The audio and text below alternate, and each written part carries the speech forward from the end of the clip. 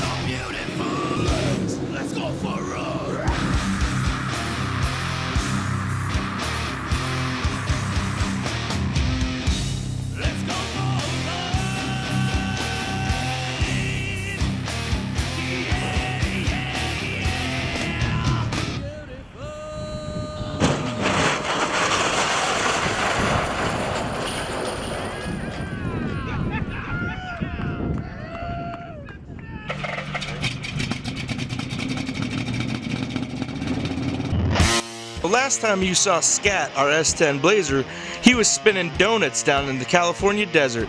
But now, we're back up in snowy Montana, and the plan is to Lincoln lock the rear end of this S10 Blazer, so the first thing we gotta do is dust it off and get it over to Wayne's shop.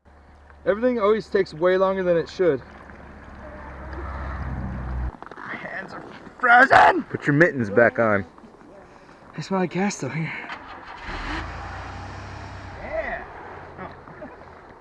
Sometimes when the S10 doesn't want to start, you just have to go in the back where the gas tank is and beat on it a little bit to get the fuel pump flowing. Nice! Yeah! No, they hit it with stuff. Just have to pound on it and it's fine. That was classic. Oh yeah. Now we're golden. So after spinning the last donuts that this thing will ever do with an open rear differential, it's time to push it into the garage and get to welding. Let's keep it going. Flex the cheeks.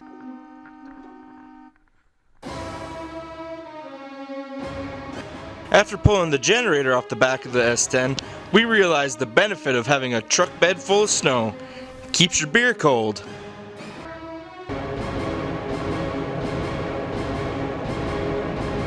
Both of our Blazers have open differentials, which means that when one tire's spinning, the other one's sitting there doing nothing.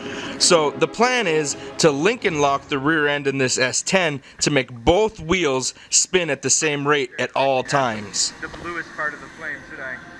And to accomplish that, we gotta use some fire.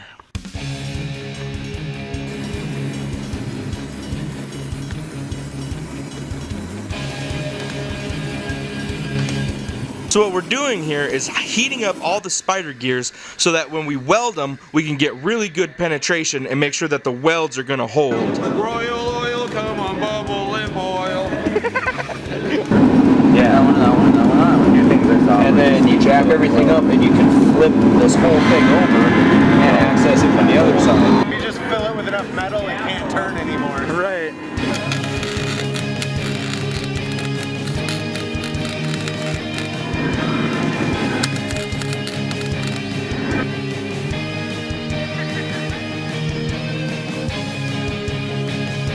Well, it looks like it's working to me, because normally when you'd spin this tire, the other one would go. Oh yeah, it'd go the other way. Now they're both going the same way. Yay!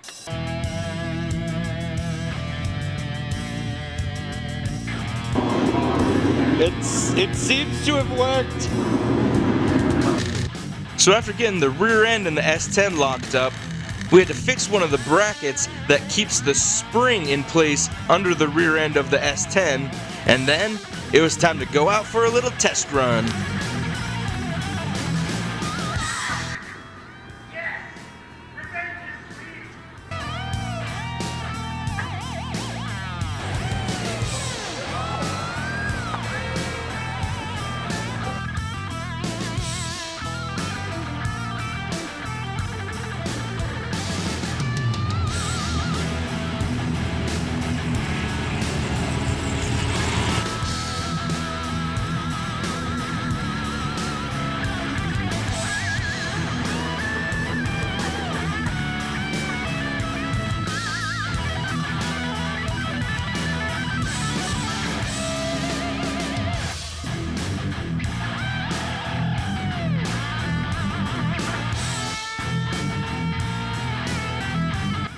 Last time you saw my K5 Blazer was in episode 2 of Apocalypse Auto when we put the snorkel on it. You witnessed me trying to spin some cookies in this thing, but with the open differential in the rear end, it really is impossible. But instead of linking locking it and just welding the spider gears, we're going to put a mini spool in the rear end. And here's Shane to kind of explain how that works. That's bad. Hold on. That's what holds your axle in. So, all crazy off-road and everything else, this is what stops your axle from flying out in that direction. Little tiny piece of metal. Alright, so yeah, these are your spider gears. The other one of these is still stuck inside, but with 2 of these, those match like that. Normally it creates your open differential. Well, we're going to get rid of that by replacing this with this big hunk, and then replacing these with these big hunks, and then mount that sucker on top. And what was gears is now one big solid unit. One big solid unit. One big solid unit, just the way we like them. I gotta rotate the whole assembly so that I can put the other side of this in. Oh! Right there. No, back a little bit. Or keep going. Or keep going. Okay, Those are your stop 2 right there. options. See how you can see where those blocks go in, then that main pin goes in. Nice. Stop the axles from coming in and out. Those keep these 2 lined up. And so basically now it's all, essentially this is all one solid piece just connected to the ring gear. Yeah. It's just got to be really complicated instead of making one big block of metal. Right. Put all these pieces in there. Oh, you locked the rear? Oh yeah, and did I mention that I built a rooftop tent for my Blazer? The first thing I did was just go to Goodwill and find the biggest tent that I could for $8, and then I had to go pick up some fiberboard and some 1x1s and some 2x6s, and then get to cutting.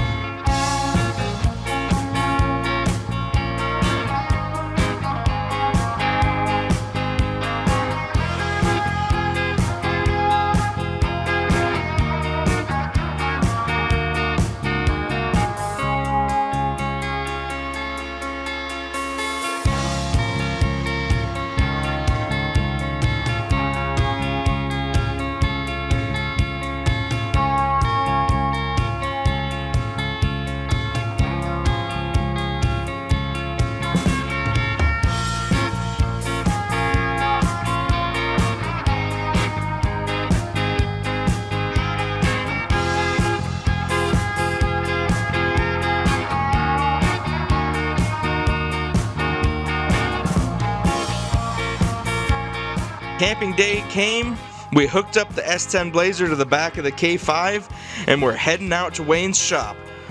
It just so happened that it was an icy mess of a day, and there was wrecked cars on the side of the highway, and then on the way over to the gas station to get some gas, the S10 Blazer decided that it wanted to rear-end the K5. Carefully. Shit. Good thing I got that beastly bumper. And so the only damage was this little tiny scuff on the front of the S10.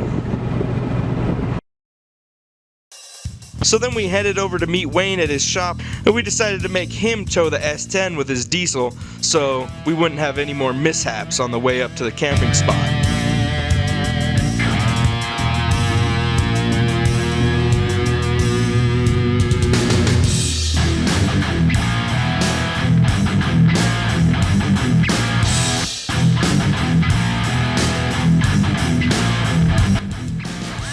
First thing we had to do was pull Wayne's truck out of the snow with my Blazer because his diesel is only 2-wheel drive.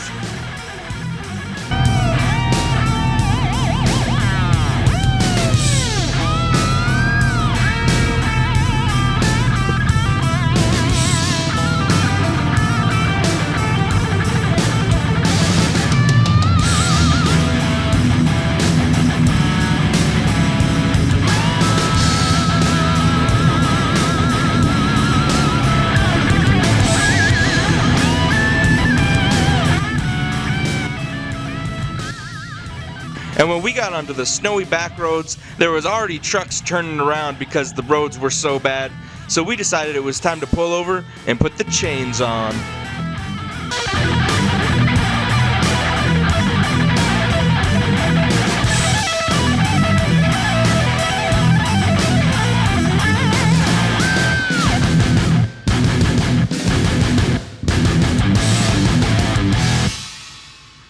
So the K5 Blazer has 4 tire chains. We only had 2 tire chains that fit on the S10 Blazer, and so it only gets chains in the rear. Alright, they're recording.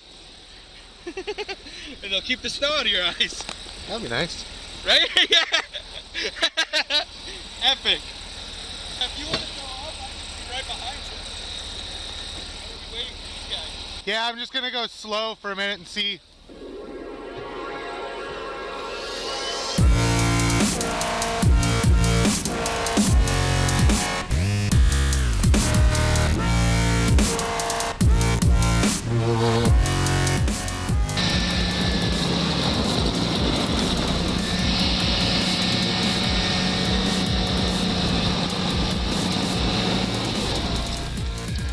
So Shane's creeping up this snow-covered hill. He realized something wasn't right, and then noticed that he had pulled a Lee and forgot to put his truck in 4-wheel drive. I'm digging some holes. I think I'm just pushing. I wonder if I ever hooked up the front axle.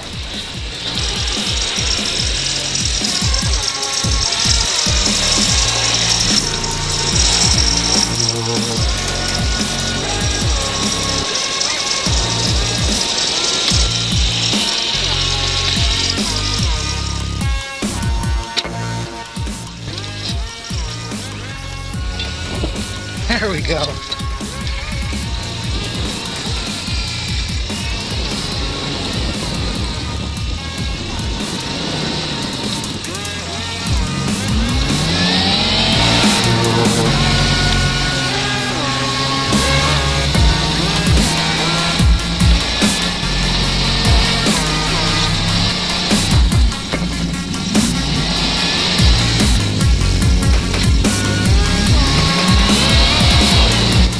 After getting the S10 put in 4-wheel drive, this thing was unstoppable. Well, at least until it overheated, and then he had to stop. But I wasn't far behind him in the K5.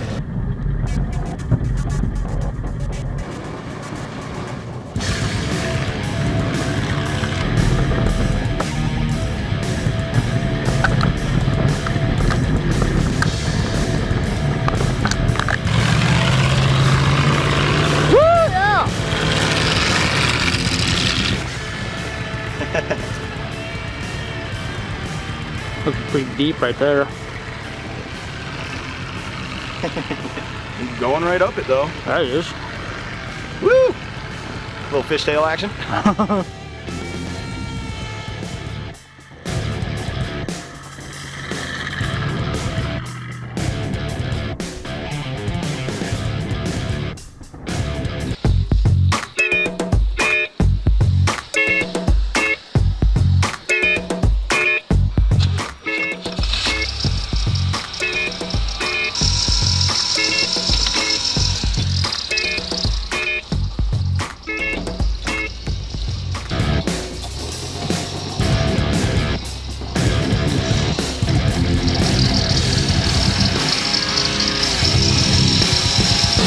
So after letting the S10 cool down for a little bit, Shane was heading up the road to try to find a spot to turn around at, but ended up getting stuck in 3 feet of snow.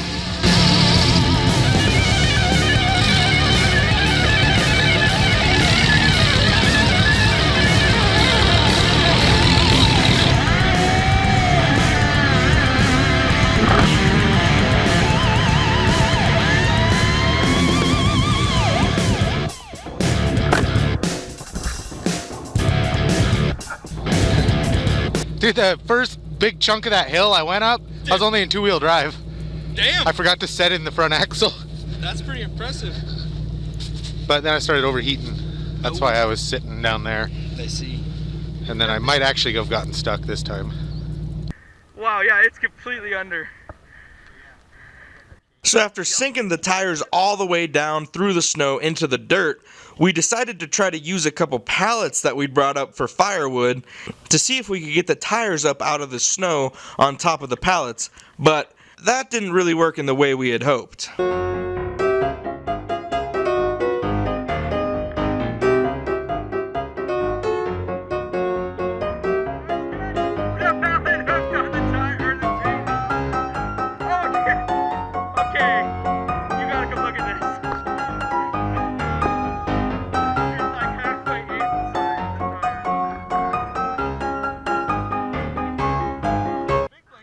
So after our terrific pallet idea didn't work, we decided to back up the K5 and then use my winch to pull Shane out of the deep snow.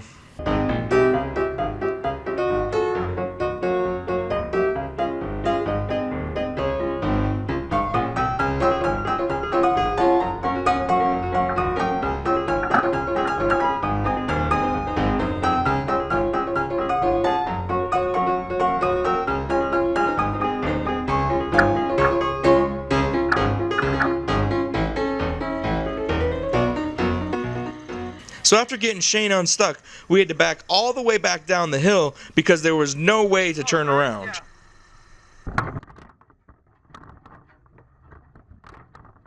After tearing up the road trying to get all the way back down to the main road where the snow wasn't as deep, we couldn't quite make it, and then the S10 Blazer started overheating.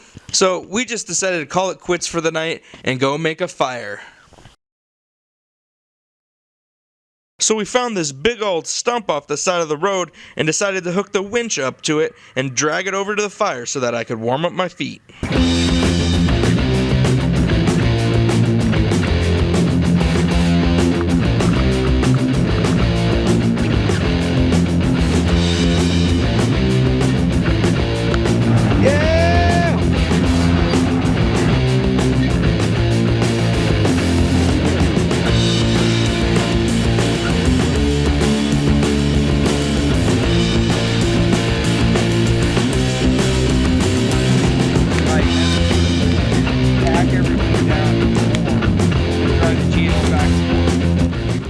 So after hanging out by the fire for a little while, we decided that these woods were a little bit too peaceful. Yeah! So after blowing up some stuff with tanerite, it was time to get ready for bed, which meant setting up my rooftop tent for the first time. It's not anymore, it's raining. Yeah, pretty much. As everybody else told me earlier, it's sleet. Oh yeah, look at that. Oh dude, this actually looks freaking awesome in here. A little bit of snow in my tent. Not too bad though.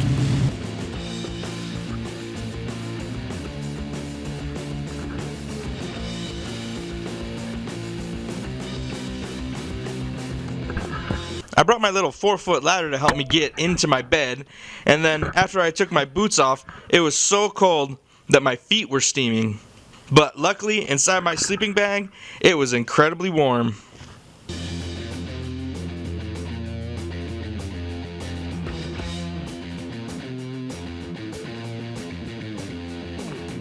So here's the inside of my rooftop tent. I just got a couple blankets I was sleeping on top of a couple of camping mats, and then some pillows in my sleeping bag. And that's all that's keeping me out of the snow. So here's how the roof stays up. I got this metal bar that I bent into shape that just will fold down inside the tent when you want to collapse it. Super simple. You just stuff the tent back into its home and throw a ratchet strap on it. Since me and my buddy Nate were up before anyone else, we decided to give Wayne and Shane the old Montana alarm clock.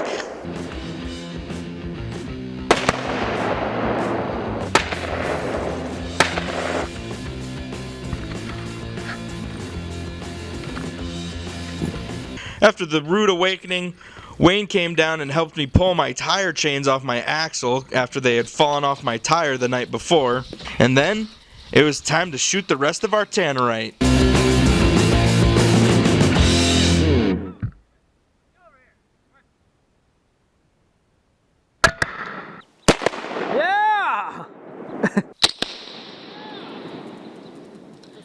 Holy shnikes!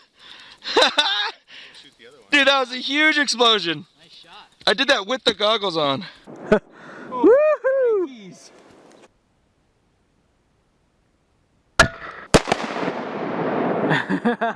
Yeah. That one didn't fireball as much. Alright. So after lighting off a couple explosions, it was time to get the S10 unstuck and try to figure out how we were going to get out of here. And the best way to do it involved lots of snow shoveling.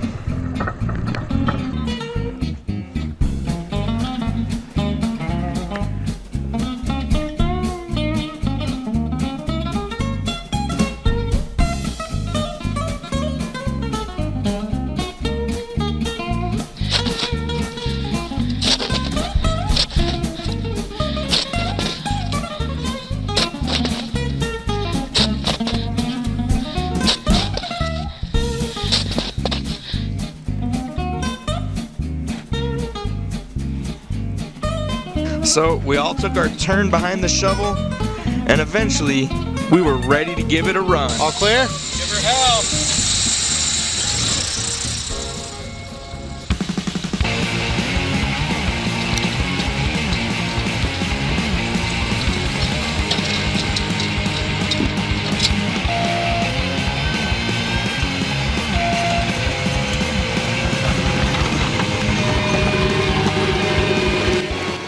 After trying not to get run over by the S10, it finally popped out onto the main road. And then it was the K5's turn.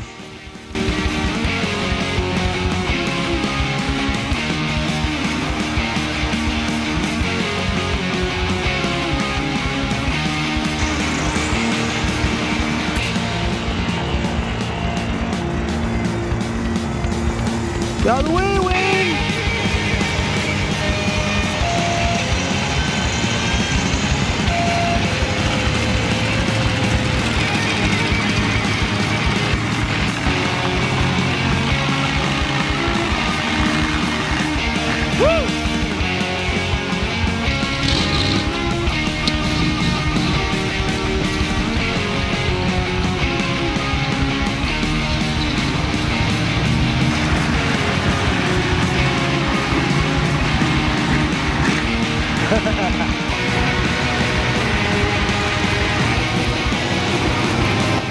After getting both the Blazers unstuck, Shane was flipping around to go pull the S10 down behind Wayne's Dodge diesel, and then this happened.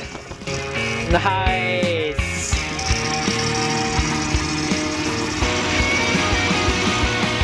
Woo!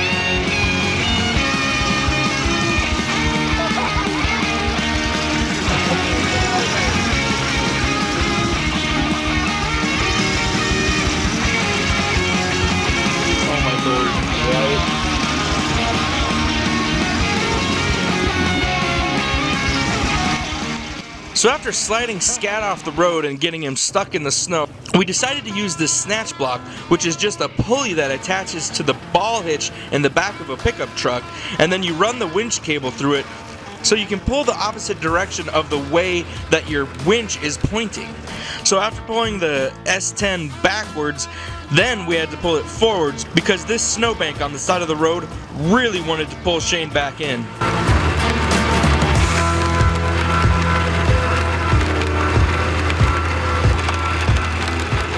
Wow, it wants to pull you in there so bad. Alright, give it some gas. We're free! And as we're towing Scat home behind Wayne's diesel, what did we learn about Lincoln locking versus mini spools? Last time we went out in the snow in my Blazer, all we did was get stuck and have to rescue ourselves with my winch. And I'm not saying that the locking rear differential kept us from getting stuck, but it definitely made us more mobile in the deep snow. If you got the $50 for a mini spool, I say go ahead and lock that rear end. If you get an S10 for free, then what's it gonna hurt? Go ahead and weld the spider gears together and Lincoln lock it, cause it is a hell of a lot of fun. And if you've ever thought about buying a rooftop tent, I say go ahead and try to build one. The one that I built works great and it only cost me about 45 bucks. And from all of us here at Apocalypse Auto, thank you so much for watching.